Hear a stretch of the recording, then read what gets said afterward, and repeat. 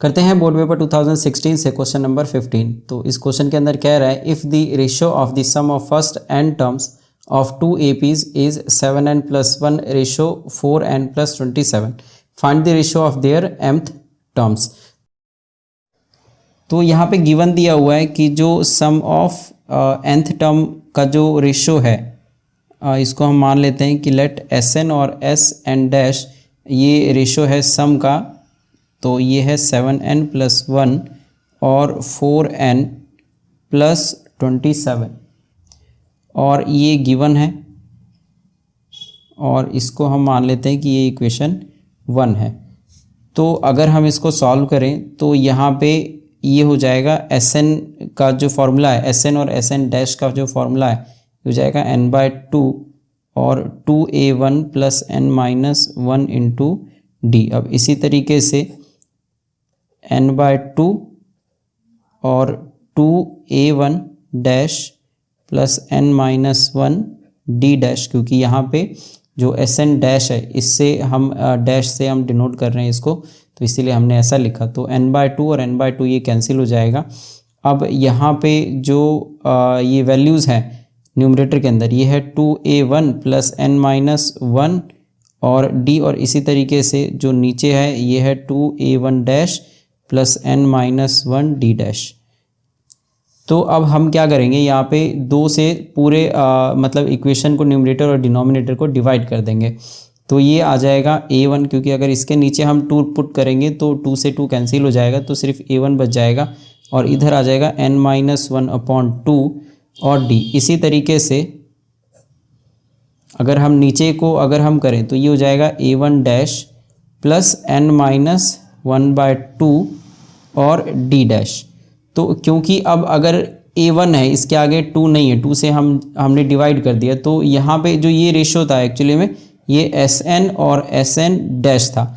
लेकिन अगर हम इसको 2 से डिवाइड करते हैं तो अब ये Sn नहीं रह पाएगा, अब ये हो जाएगा an, मतलब nth टर्म हो जाएगा और an डैश।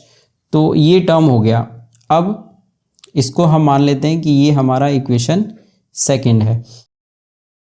तो अगर nth टर्म का जो रेशियो है a1 + n-1/2 d है और a1 dash + n-1/2 d dash है, तो ये एक्चुअली में anth टर्म जो है ये n के टर्म्स में है, लेकिन हमें क्या करना है, इसे m के टर्म्स में लेके जाना है। मतलब कि अगर am का अगर हम फॉर्मूला लिखें इसी तरीके से am डैश, तो ये हो जाएगा a1 + m-1 × d और नीचे हो जाएगा a1 dash + m-1 × d dash.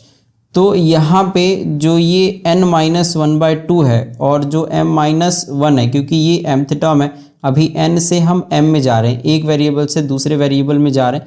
लेकिन जब ये n-1/2 था तो ये मतलब nth टर्म का जो रेशियो था इस टर्म्स में जो n है वो n-1/2 है। तो ये इस दोनों को सबसे पहले इक्वेट करके n और m के बीच में हमें रिलेशन बनाना पड़ेगा। तो मतलब यहाँ पे जो n-1 है, n-1/2 ये हो जाएगा m-1 के इक्वल। और जब हम इसमें से अगर सॉल्व करेंगे n की वैल्यू निकालेंगे, क्योंकि हमें m के अंदर जाना है, तो इसीलिए n-1 और जो ये 2 है ये क्रॉस मल्टीप्लाई हो जाएगा, तो ये हो गया 2m-2 और n = ये हो गया 2m-2 + 1। तो 2m और -2 + 1, तो ये हो जाएगा -1, तो 2m-1। तो जो n है वो 2m-1 हो जाएगा इस कंडीशन में, जो ये सेकंड इक्वेशन है। तो अगर m के टर्म्स में जाएंगे तो हमारे पास जो n है यहाँ पे ये रखना पड़ेगा। तो हमारा जो मेन इक्वेशन था, जैसे ये अगर हम फर्स्ट और सेकंड को अगर देखें, अगर हम कंपेयर करें, तो जो Sn और Sn डैश है वो ये an बन चुका है, और ये जो 2a1 + n-1 और d, ऐसा ही मतलब जो न्यूमरेटर और डिनोमिनेटर है वो n के टर्म्स में इस तरीके का बन चुका है। तो ये जो नंबर है ये एक्चुअली में Sn + 1 और 4n + 27 है, मतलब ये और ये दोनों इसके इक्वल होगा। तो इसीलिए हम यहाँ पे ऐसे बोल सकते हैं कि am और am डैश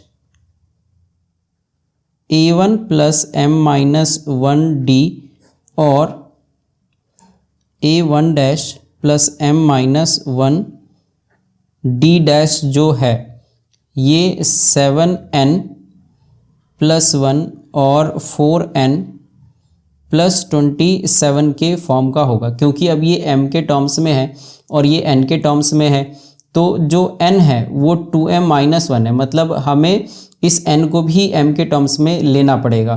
तो इसीलिए 7 और इस n की जगह पे हम 2m माइनस 1 पुट कर देंगे, तो 2m माइनस 1 प्लस 1, और इसी तरीके से 4 और इस n की जगह पे 2m माइनस 1 प्लस 27 लिखना पड़ेगा।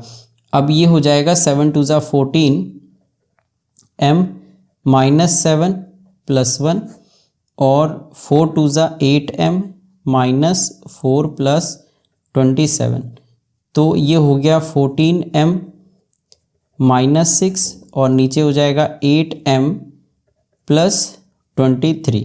तो जो ये mth टर्म का जो रेशो है, therefore am ratio am dash is equal to 14m minus 6 ratio 8m plus 23, और ये हमारा आंसर हो जाएगा। यहाँ पे जो इक्वेशन 2 है इसको, और जो ये am अपॉन am डैश है इसको हम इक्वेशन 3 पुट कर लेते हैं, और यहाँ पे हमें एक लाइन लिखना पड़ेगा, या फिर हम ऐसे बोल सकते हैं कि हम इक्वेट कर रहे हैं n टर्म्स को, n और m टर्म्स को। तो from equation second and equation third हम ये बोल सकते हैं कि हमने यहाँ पे कंपेयर किया है, कंपेयरिंग कोफिशिएंट्स ऑफ d। तो जो d है, d का जो कोफिशिएंट है ये, इसको हमने कंपेयर किया है और फिर ये आ गया। तो इसके बाद इसको सॉल्व करके हम n टर्म्स से m टर्म्स में जा सकते हैं जब हम इक्वेशन 1 और इक्वेशन 3 को कंपेयर करने की कोशिश करेंगे। तो इस तरीके से ये m टर्म्स में हमें आंसर मिल जाएगा जो क्वेश्चन के अंदर कह रहा है।